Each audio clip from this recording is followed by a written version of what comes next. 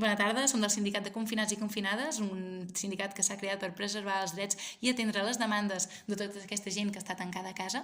La primera petició és no col·lapsar les activitats als balcons.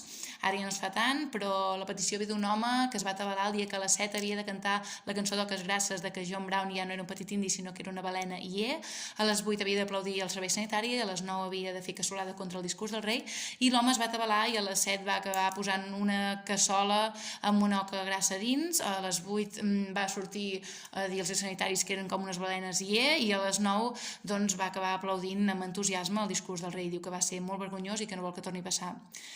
La segona petició és respecte a l'enamorament. Hi ha gent que s'està enamorant balcó per balcó. Els dos afectats diuen que va ser amor a primera vista.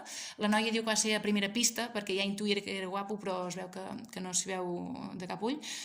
Bueno, que necessita ulleres, bàsicament.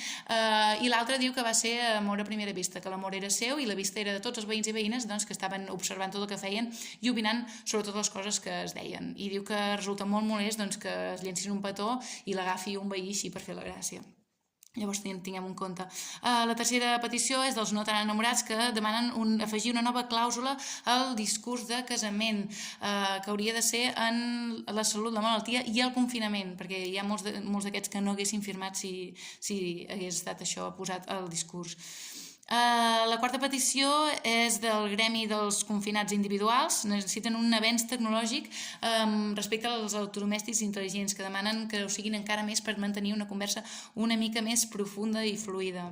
Sí? I finalment la cinquena, l'última, és una demanda d'un augment de producció de paper per poder ampliar el currículum quan surtin, no? Perquè ara ja són cuiners, ja que han fet bunyols, perruquers perquè han tallat els cabells, monitors de gimnàstica perquè han fet exercici a casa i l'han pogut mostrar, psicòlegs perquè tenen molta paciència i encara no han llançat els nens pel balcó, dissenyadors, fusters, fotògrafs, etc.